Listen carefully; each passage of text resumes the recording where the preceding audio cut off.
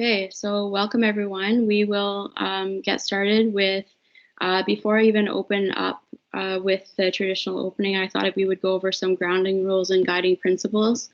Call them grounding rules because it's more to ground us than it is ground rules. Sounds a little stern, and I wanted it to be something that we're focusing on developing together and with ourselves. So grounding rules and guiding principles is what I've chosen. It's about sharing space, connection, and being in circle together. So if you can mute your mic after you've had a few moments to settle into a comfortable chair, you can say hi to a few others as we've been doing, and then you will be prepared to listen to the words ahead. The second kind of guideline or grounding rule is to hold space for others to be silent, to question, to engage, to nod along, to speak up or step back as needed, share time and space and love in each moment that we share together here. As your facilitator, I will help support and guide all of us through this together. If an emotion comes up, honor yourself and all of us with that. Don't feel that you need to hold back tears, sadness, joy, laughter, even anger. Any of those things that might flow through here are fine. We are a circle and we will support you through that. And I will offer you support and leadership as the leader of this circle too. So the fifth rule is kind of just respecting each other, reminding ourselves that we all receive teachings, knowledge, messages in different ways. We might be coming to our identities for the first time for some of us, or fairly recently. We might have some uncomfortable or awkward silences, and that's totally okay. So just being respectful and appreciative of that, and allowing people the space that they need if they do need a few moments to gather. And that goes for me too. I kind of wrote these rules out for me as well, because this is a topic that's very near to me and dear to my heart. And so there might be times when I need to take a few moments to catch a breath and maybe dry some tears. Okay, so we're just in this together. And that's what this is about sharing and caring and just being in circle with one another. So I'm going to pop back to the next slide. So the Pedagogy of Peace is something that I came up with being here at home.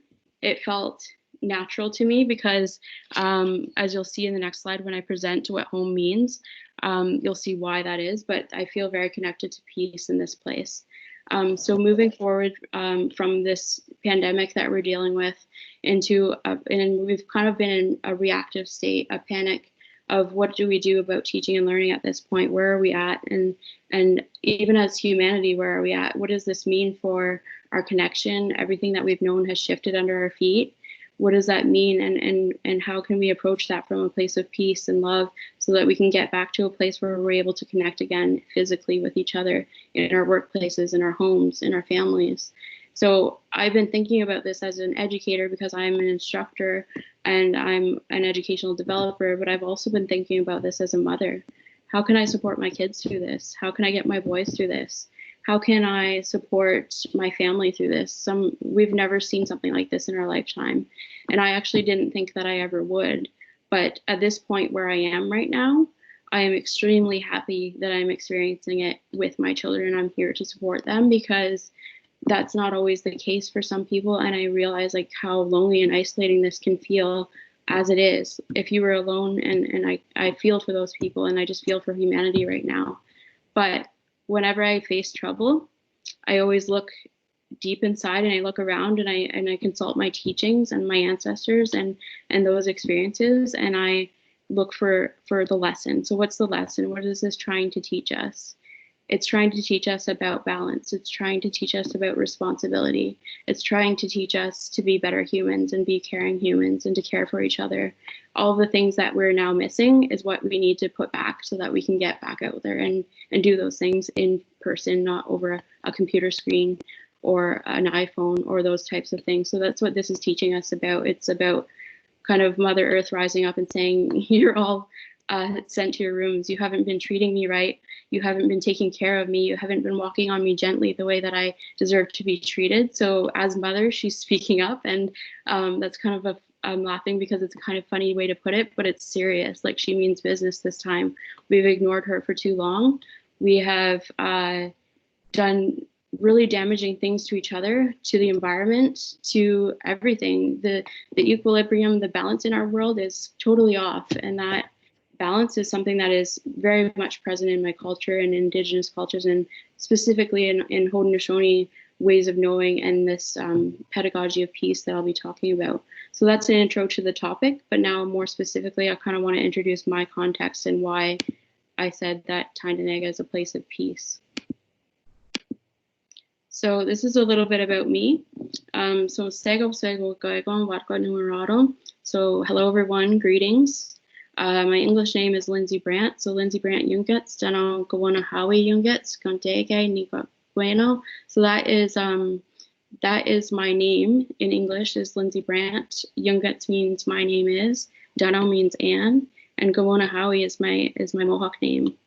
And then after that, I'll come back to my Mohawk name because it's a longer story. But Yungets means that's my Mohawk name, and then Gunteke is the place name for Tyendinaga. So it literally means on the bay. So Tyendinaga is nestled on the Bay of Quinte, and I'm very close to the bay here where I am. I'm about 2 kilometers in 2 different directions. So 2 kilometers east and 2 kilometers north is kind of, or south is how I get to the bay. So that's how I've been kind of grounding myself here and finding moments of peace in this very special and beautiful place of Tyendinaga, where it actually is the birthplace of the peacemaker. In our stories, they're not just stories, they're actual real life events. Like, he was actually born here. He was not Mohawk by birth, but he was born here, and his message of peace resonates and rises up out of these lands in a really powerful way and a really meaningful way. And to walk in that daily and to live here and to be now basically isolated in this capsule of peace has been incredibly moving and has done some shifting of me internally as well. So I'm seeing this as a lesson. I'm seeing this as a moment to be grateful. And to really soak it in and absorb what that actually can mean for me and for my life and for others in the world that might need this message of peace as well. Sorry, I have to take some water because, like I said, when emotions come up, sometimes your mouth also gets dry.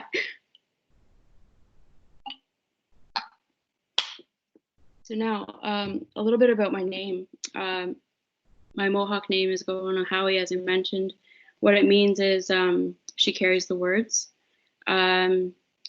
It's every time I say that name, every time I say it, every time I hear it, I get emotional because it just means so incredibly much to me. Words have always been my safe place. They've been my refuge. They've been the way that I can reach out and connect with others, with myself. And the fact that she carries the words, not she owns the words, or she creates the words, or she writes the words, it's she carries. So those words that I carry can come from different places and different areas and different things.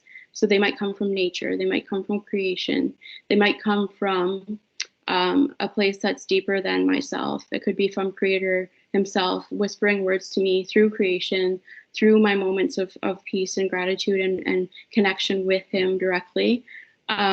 So for me, it's like, that's your purpose. Your name is your purpose. It's your responsibility. And for a long time, I tried to ignore that responsibility because I thought, I'm just a shy girl from Tyendinaga. What message do I have that's going to resonate?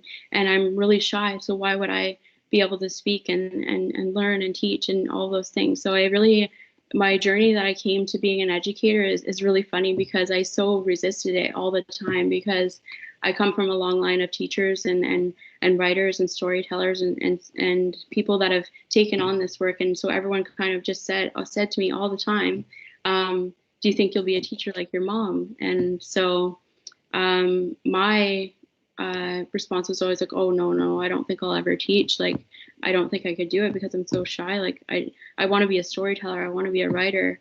And I didn't see that connection. And the funny thing is, like, when you ignore your responsibilities, like I said, Mother Earth is telling us that this is our time to figure out our responsibilities and our gifts. So I've ignored mine throughout my life. And only recently have I come to know and stand in those and realize that my name means much more than just a name. It's actually my purpose. It's my life. It's who I am. And to live out that purpose, I need to carry those words strongly and bravely, even when my voice shakes and even when it's hard and even when it's emotional, because That's who I am. That's my responsibility. That's the gift that I was given at 14 years old when my Mohawk language teacher and I consulted and came up with that name for myself. And ever since then, I think, especially at age 14, is when I knew that I had this gift with words and the ability to carry them, and not even just in English, but in Mohawk too. And so that was a really profound time for me, and a really special time for me. And I'm starting to come back to that now, because I think all of us are starting to come back to what really matters and what our gifts are and what our purpose is. So that's kind of where I'm coming from today. So paddling of the canoes, I wanted to acknowledge this place that we're in. I said it's a very beautiful and special place because it is the birthplace of the peacemaker. But there's also a very special way that we honor that all the time. Every year we do a reenactment of that. So May 22nd, or the closest date, weekend day to that, is when we reenact the paddling of the canoes, when my ancestors arrived here from upper New York, the Mohawk Valley. So they arrived here from the Mohawk Valley, and they landed here in Conteke and Tyendinaga and began their life here. But there's a very special ritual and a very special feeling about that paddling of the canoes celebration. It acknowledges creation, it acknowledges place, family, connection to the land, to the waters. And then it also just reminds me of my purpose and my strength and my journey through as Haudenosaunee, one who carries the words. And for me to be able to share that message of peace today with you, and then also bring it into a context of pedagogy and teaching and learning, is really powerful and meaningful to me. So to share this land acknowledgement is really nothing I've ever done before, and I was very nervous and prepped for this, but I think it, sorry, I just dropped my phone, but it's a good place to start, is to get myself comfortable with my words and my voice, because like I said, that's my responsibility, that's my name. And so I need to stand in that and own it, even if it's difficult at times to get things out without my voice shaking or a tear coming out of my eye. So I think it's so important to do that and to honor creation and all of those that have helped in reminding me of that strength of mine. Because people have often asked and called upon me to do things, and I've been chosen for job opportunities, I've been chosen for speaking things, I've been chosen to lead circles such as this. And that's because people recognize in me, they recognize and they call me by that name. And so I need to honor that and start calling myself by that name and taking on that responsibility and that leadership role that I've always been tasked with, but I was always too hesitant to take on because of my own insecurities or self-confidence issues. But I'm ready to stand in that, and I think it's a powerful time for everybody to get ready to stand in their gifts and to teach and lead and learn from that. So with that, I wanted to start out with a poem that I created as a land acknowledgement of sorts, and it's called Paddling of the Canoes. With each steady stroke, the water moves, leaving memories in its wake, a path, a chance, a change our ancestors did make. They moved through uncharted waters, with memory keeping them afloat. They felt guided by something bigger, a message of promise and of hope. The shoreline where they landed handed them a message of peace. Should they choose to accept it, they didn't circle around a tree, holding tightly to a commitment of peace, strength, and a good mind, under the guardian eagle on high. So this basically tells the story of the Tree of Peace and what the Great Law of Peace represents in a poetic format. For me to stand here or sit here and retell everything about the peacemaker and the Great Law of Peace and all the symbolism and stories that are contained in that, it would take at least 3 or 4 days. Like, there's no way I could cover all of that. So the best way that I know how to speak and to write and to share is through poetry. So that's what I chose to do with that one. So now I'll move on to the next piece of why I think this is a good framework for pedagogy and teaching and learning. So there's the 3 core values or messages or stories within the Tree of Peace and the Great Law of Peace.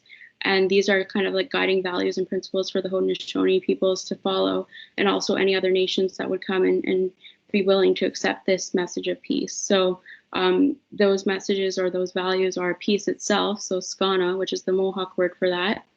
And then there's strength, which is gasastasara, and then a good mind, ganigonrio.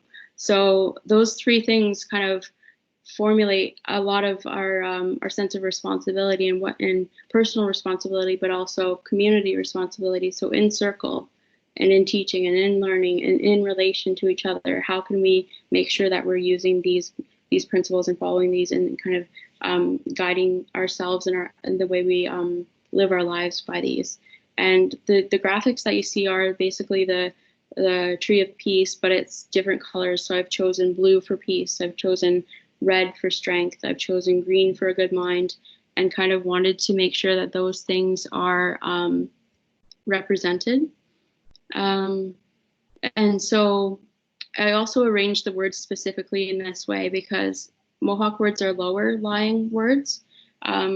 Being a carrier of the words and someone who appreciates words and understands how they work, my concept of words is that Mohawk is a lower lying language because it lies close to the ground, close to the earth, and very accessible, and you can almost like pick words out of the ground. You can pick them out of your memory. You can pick them out of things that are close to your heart.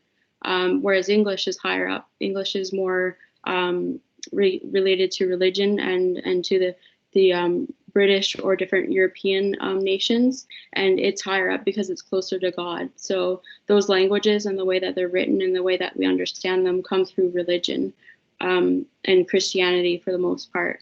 And then lower down is like the Mohawk language comes from our cultures, our traditions, and it's a very different way of speaking and learning and sharing. So ways of knowing are very different in the two different languages. But me being able to understand, I'm not fluent in Mohawk, but I understand how the language works. And I can kind of manipulate English into that way too. So if you notice in my poetry, it's very repetitive. It's very like, almost like a chant or a musicality to it. And that is from my culture. That's from my language. That's from the way that we step forward and back in our dances. It's from the way we share in circle. And I try to emulate that in English, in my writing, in my poetry. And when I know the language fully, my poetry is going to sound even better in Mohawk. It's going to be so beautiful. And I can't wait to share that with people and be able to actually use that mindset and that way of knowing and thinking to write the way that I've been trying to capture it in English as best as I can. So I think that's really exciting for me because I'm starting to pick up my language bundle, which is kind of just a metaphor for I'm going to be starting to learn my language. So with peace, and stop me if I'm going too fast or you have a lag in the video, but I think so far it's going okay. With peace and skana, what does that really mean? How do we achieve that? So there's a lot of ways you can achieve that in practice. You can achieve that through learning on the land, observing and looking at the water. If the water is calm, I often feel calm. I find myself reflected in water that way. Trees, if the trees are still, I feel still. When I'm walking softly on the earth, I feel connected and grounded, so I can find that peace. And if you train your mind enough by being on the land, by experiencing these cultural things, teaching or even sharing or being in ceremony with each other or singing, you learn about that peace. You learn about ways that you can actually access that peace outside of your environment. So if I'm in my office at Queen's University in Kingston and I need a moment of peace, I can quickly look into my mind and see water as I'm sipping a drink of tea, and I can catch a breath and say my respects and my gratitude for something in that moment. So that's how you become very good at a balanced self, a whole self, and a balanced mindset. So it's kind of like any other practice, like a meditation, a Buddhist practice would be similar in that way, where you can practice and practice and practice and maintain that over time and try to develop further. Strength is another important aspect because strength is collective but also individual. So it's something that we develop in Longhouse and ceremony and dancing and being together and singing together. But also you also can rely on so much within strength. You can rely on in our framework and ways of knowing, we talk about our ancestors. So we have so much strength behind us of people who have come before us that are propelling us forward through memory, through connection, through understanding, and through our stories. But we also like to be forward thinking. So we think forward 7 generations. And we think about those children, those people that are coming up after us. What will they need on this earth to be happy and healthy and have the good life that we are able to have? So right now, I think that's what this pandemic is about, is that people aren't actually thinking ahead. They're not thinking about anyone but themselves. And I'm just as guilty as the next person. I'm not saying that because I have this culture and this understanding that I'm the perfect human, because that's definitely not true. And I mess up all the time. And I think we all do as humans. And the part that is important is that we accept responsibility, we be humble, and we realize that everything out there that's greater than us is greater than us for a reason. We need it to support our life here. That's why this is so important right now, that we self-isolate and stay safe, because we need to protect those resources, not only so we can get back outside, but so our future generations can have that to enjoy. Because if we keep doing what we're doing and being so disrespectful and so disconnected in many ways from what it means to be for that balance, that reciprocity, and that exchange, then I think we'll find that unfortunately many more lives will be lost before anything gets better. So that's the sad news that I'm dealing with, but I'm also dealing with it. How can we manage this then? Like, what do we do going forward? And then the next one is a good mind. So Gotni Go Rio. And that really means also getting to a good place with yourself, doing any healing work that you need to do, focusing on your self-worth, your understanding, getting to know your teachings, getting to know your family, your community, and really just spending time together and developing that balance, developing that sense of peace, that sense of strength, and knowing for a fact that you can maintain a good mind and abstain from anything that might negatively impact your mind frame or your mindset.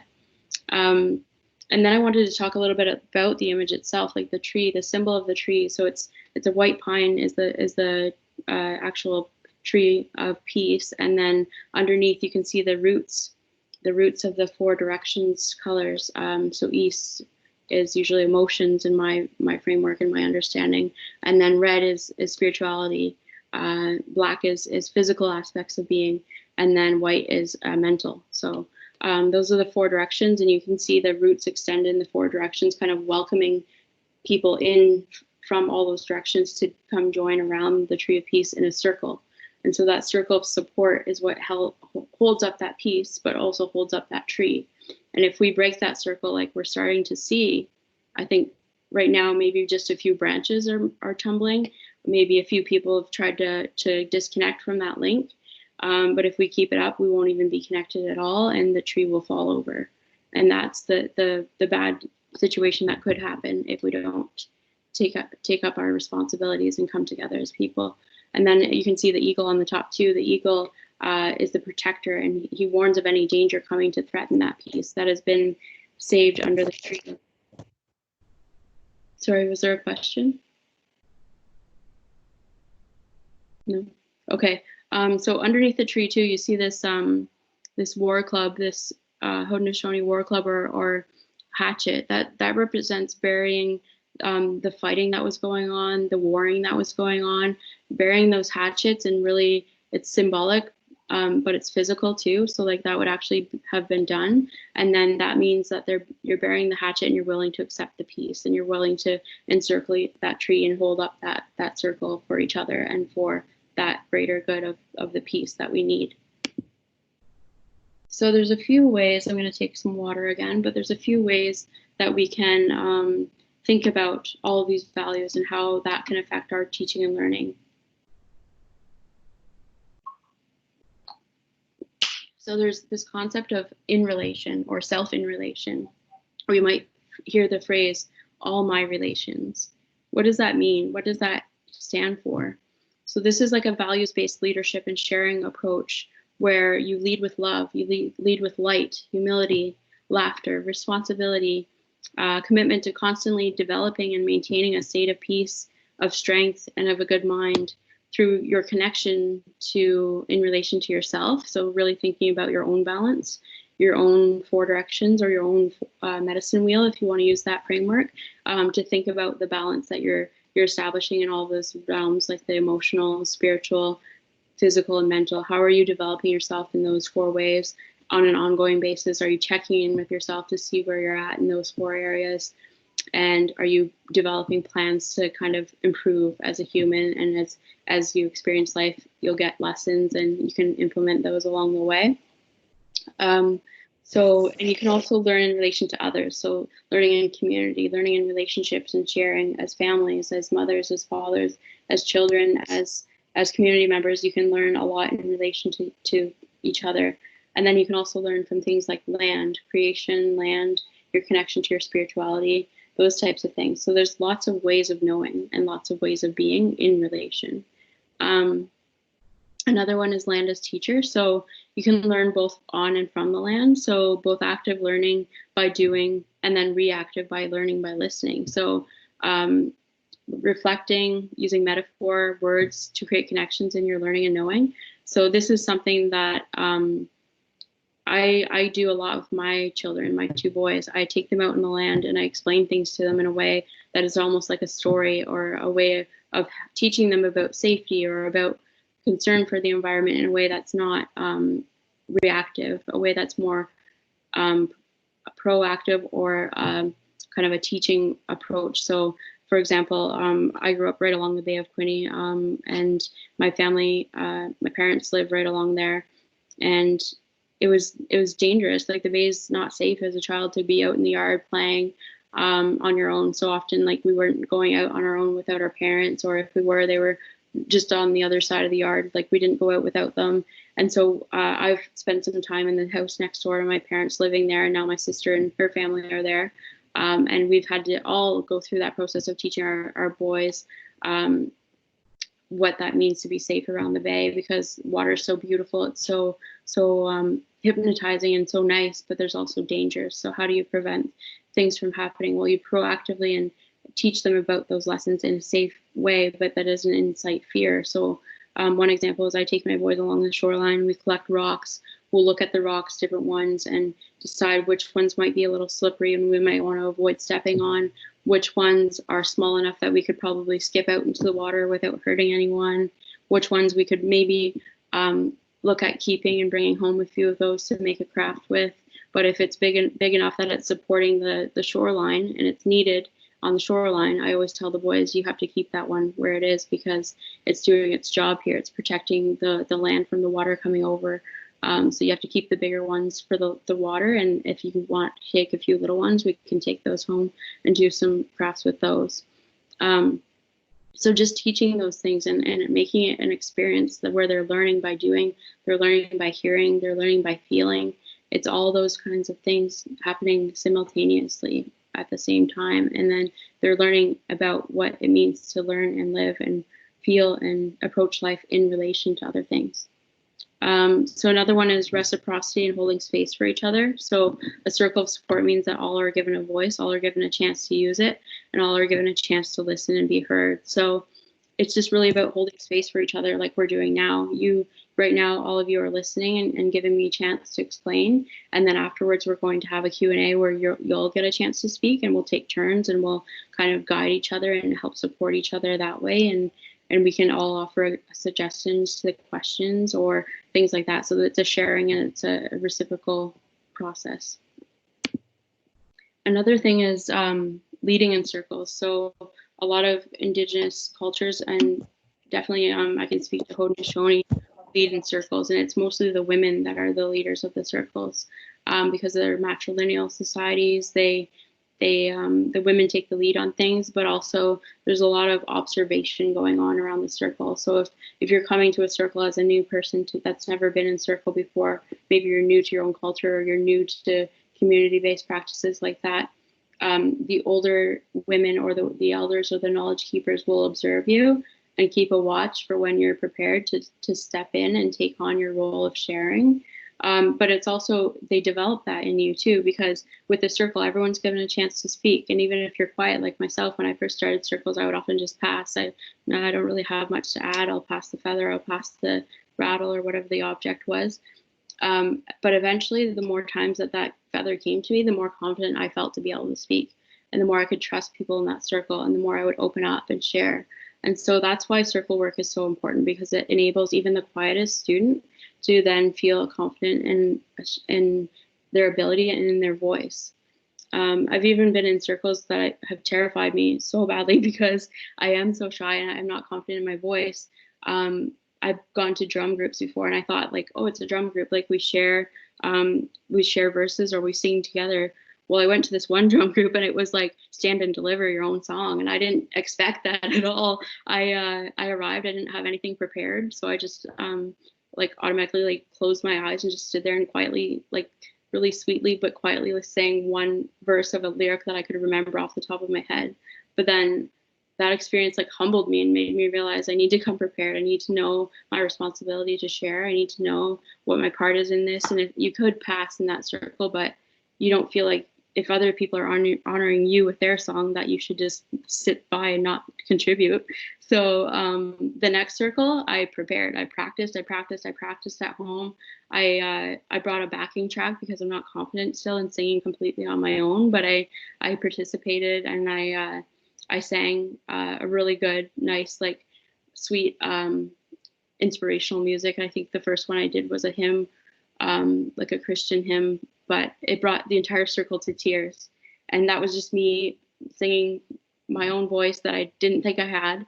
And it was impactful. It impacted people in the circle. It impacted me. It made me feel like I could make a difference with my voice. So I think that's what circle teaches us. So teaching by looking, listening, feeling, then repeating, using gestures. You see, I talk with my hands all the time.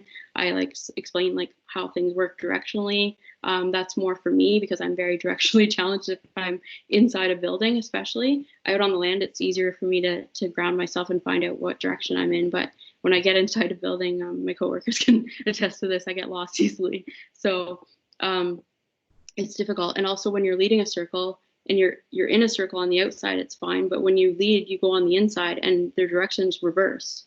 So I've been in some really funny conversations and really humbling moments when I've been in a circle of Mohawk people, which go to the right or counterclockwise. And once I got on the inside and I was trying to smudge everyone, I almost went on a Anishinaabe direction. So I almost like ran the ceremony totally the wrong way. But luckily, one of the knowledge keepers and one of the knowledge holders like just gently guided me the other way and said, like, Mohawk directions this way once you're on the inside. So there's many moments where I had some mess ups, and that's okay. And in circle, that's what it's about. It's about supporting and making up for those mistakes by sharing with each other and supporting each other in that. So I think like now I can laugh about those. Like times are pretty uncomfortable, but I like to be able to laugh, and everyone would agree that in circle that a lot of laughter happens as well. So yeah, watching, listening, looking for people who are ready to take on responsibilities. My colleague Robin, that's in here, can probably attest to the fact that I've given her tasks when we've done circles together. My most recent one was I was doing a medicine wheel workshop, and I said, do you think you could draw a medicine wheel for us, Robin, on the board? She's like, oh, I'm not super confident in my ability to draw circles. I said, it's okay. I just wing it every time too. I just try my best. So she was fine with going ahead and doing that. And I trusted her, and she trusted me that I wouldn't give her that responsibility if I didn't think she could handle it. So that's, and we always spell each other off like that. We'll say, are you good to go with the land acknowledgement today? Are you good to go with this? We take care of each other, and that's what you do in a circle. So you wrap each other in that support, that care, that respect, that kindness and love, and you reach out in as many ways as you can to show your support. So you can see how you can do this with your students. You can do this in your courses. You can do this in a virtual environment too. So I've done a circle of support with my students. They are really great at circles now, and they can do them online. We've done a few in person before this shift to online, but you can also just emulate that with setting the grounding rules and guiding principles with your students in an online format, and let them know the ways in which you hope they'll share, and then outlining that and modeling that as an educator and trying to determine that. So there's a lot of other people who've done work on this type of leadership, and one of my favorites is Brene Brown. She's done a lot of work on vulnerability, on courage, on shame, on making brave choices and daring greatly, she calls it. So she says, if we want people to show up, fully show up, to bring their whole selves, including their unarmored whole hearts, so that we can innovate, solve problems, and serve people, we have to be vigilant about creating a culture in which people feel safe, seen, heard, and respected.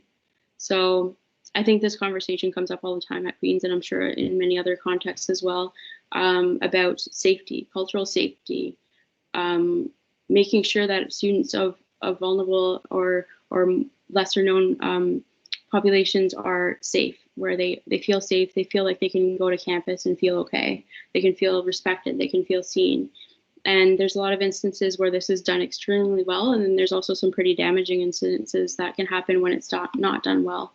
For the most part, my experience at Queen's has been that it's done extremely well, and that is actually in part to it says a lot about the people that I've worked with. It says a lot that Queen's develops people and hires people that care about others, and I'm really proud to work for a place that treats people that way.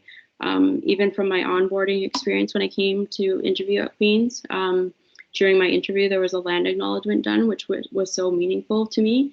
There was a lot of conversations about what my needs were, what my ideas were about the role. There was a lot of respect and reciprocity, even in that first stage of interviews. And then when I came to the second stage of interviews, I was asked to do a presentation, a couple-hour presentation, and then spend the day at Queen's. And my manager now, Sue, offered me tobacco. And to me, that just meant the world. It meant that Queen's was a place where I felt like I could walk into and run a circle and feel safe, and that I could continue to do that if I got the job. So to me, that was meaningful, that was empowering, and that was impactful. And my experience ever since I've come to Queen's with the people that I've interacted with directly has been completely overwhelming, and it has been exactly that same response. They are willing to take care of me, and I'm willing to take care of them. There's automatically that reciprocity, and I don't know who modeled it first, because everyone's been so great. Everyone's been so understanding and accepting of my ways of showing up, my ways of teaching, my ways of knowing, and they've been willing to accept that and adapt that and have conversations open-heartedly and wholeheartedly, like Brene says. So to me, that's really meaningful work. It's really powerful, and it's really empowering. So the willingness to show up changes us. It makes us a little braver each time. So Brene Brown talks about that a lot, is just being willing to step into the arena, as she calls it. Where for me, that's step into the circle. Because once you're in that circle, you've got so much support that you are going to be so strong. You're going to be made to feel amazing. You're going to be able to stand in your truth and know that you're okay. And then those on Brene also talks about those on the outside of the arena, as she calls it, or those on the outside of the circle looking in, who haven't taken that chance, have no right to judge you, because they haven't made that brave step. They haven't made that choice to stand in their truth and their responsibilities. So if they say something about you, it says more about them than it does about you, because you've taken that chance. You've been able to show up and give and lead with integrity and lead with heart.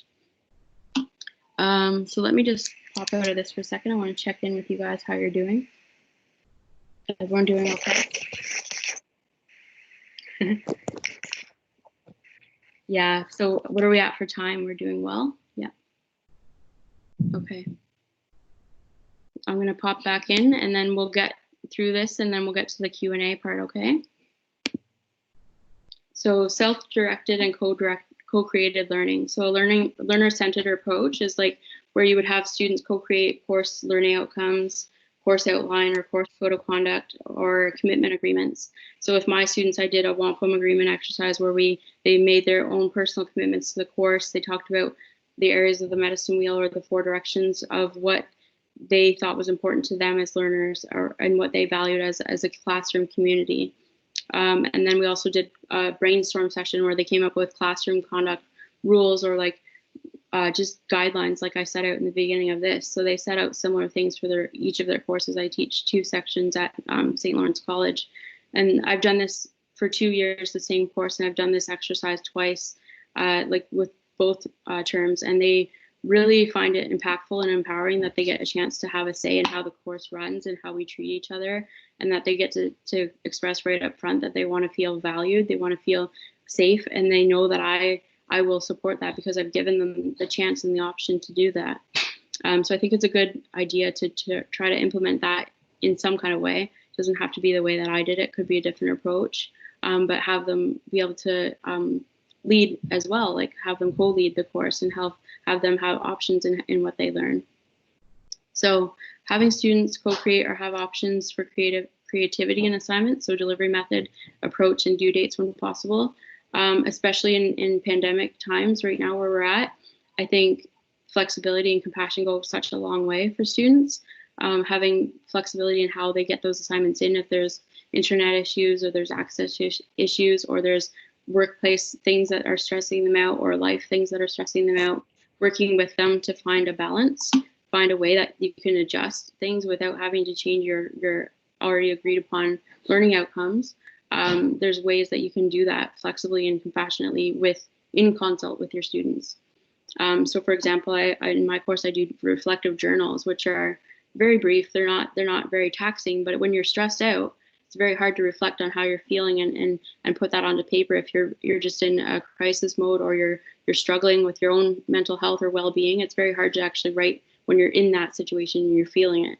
So for some of my students, I've offered them to give me a phone call, and if they're out working through things, they're walking around, going for a walk, a wellness walk, or trying to take care of themselves, do you want to talk to me about what you're going through? It'll be a walking journal, and I'll count that for your mark.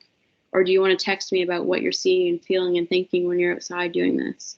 What are some ways that I can support you? Tell me what you need from me right now not to get to the end of the course, not to meet the learning outcomes, but to be okay. I care about you as a person. I want to make sure that you're safe. And it doesn't take much to build that connection with your students if you are in circle with them right away, or you connect with them right away from the first class.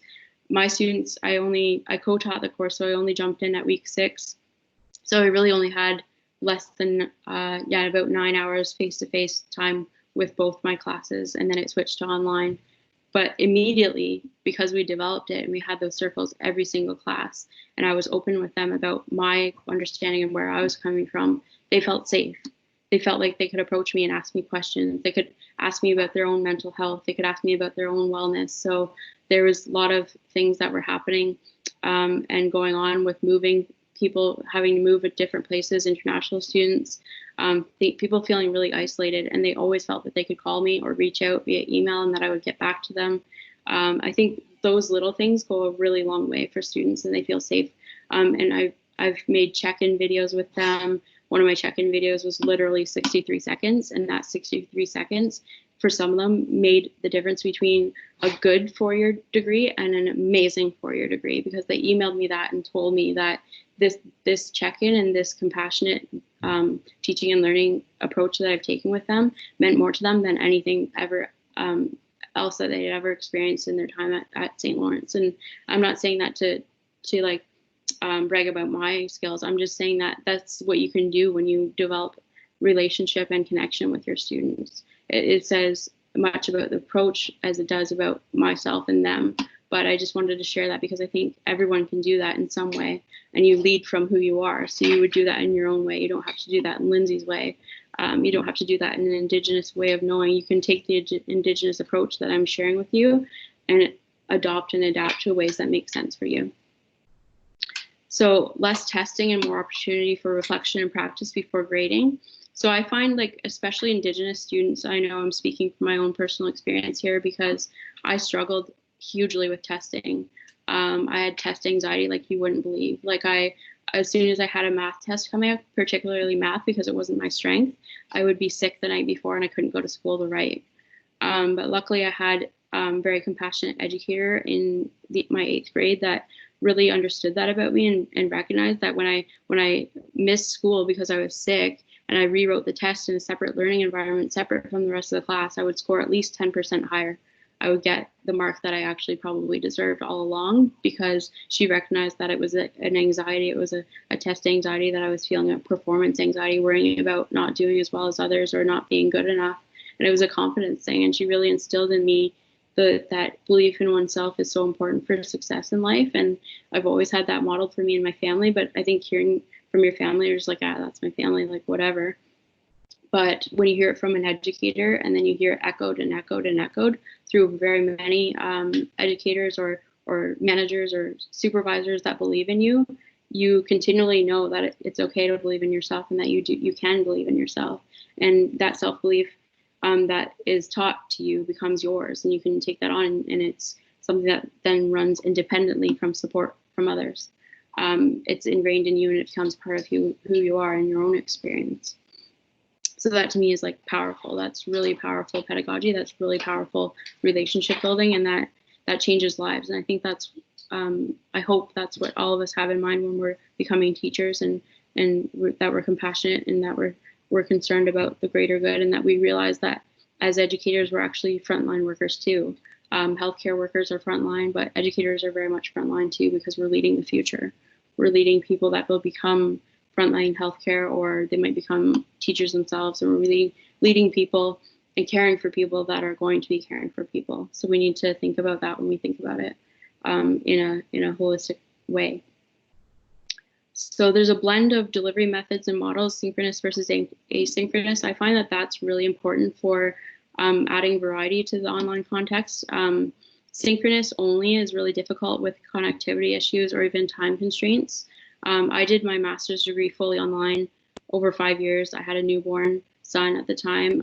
I was working full time. I couldn't connect synchronously all the time. And also one of my group projects that we did really well on, in spite of challenges, was a synchronous thing where we had to meet synchronously and try to plan out our group work.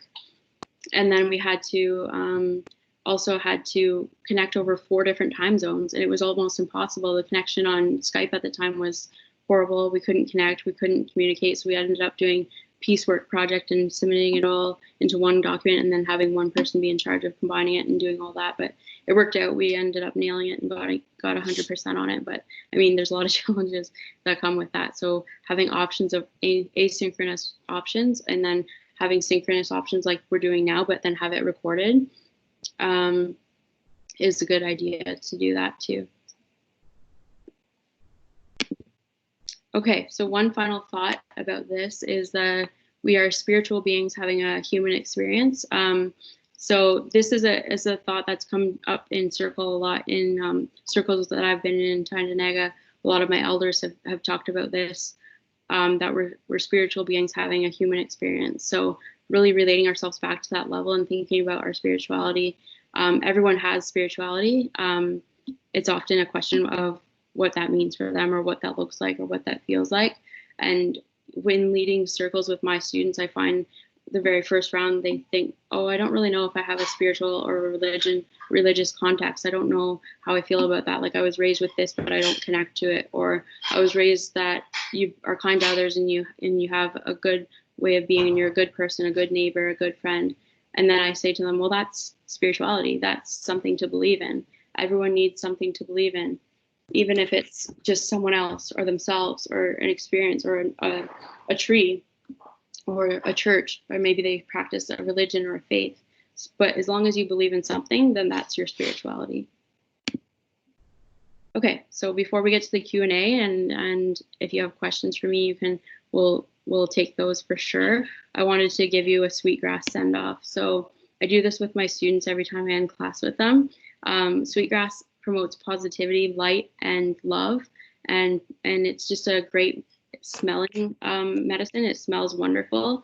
Even when you're not burning it, you can smell the sweetgrass, and it goes directly, I think, into your heart and just fills you with so much light, so much love, and it's a good send-off for my students. So I usually have little pieces of sweetgrass that I hand to them in the circle on our last class. Obviously, I can't do that this year because of everything being online, but I gave them this picture, and I told them about why I was giving it to them, and that it would help them to remind them of our experience together in the course, of their learning, of their experience going forward in life, and remind them of their own light, and that they could let that shine into the world and impact their lives as well. So with that, now Goa, thank you very much. Thanks for sitting back and listening while I explain all of this, and helping me feel supported and validated in being able to share this in a safe way. Many of you that are in this workshop have been in my workshops before, and I feel like by you showing up, it just shows a lot that you care about this message, and maybe you care about about me as well. So I'm just really grateful for that. I'm grateful for the fact that you've taken the time to share with me.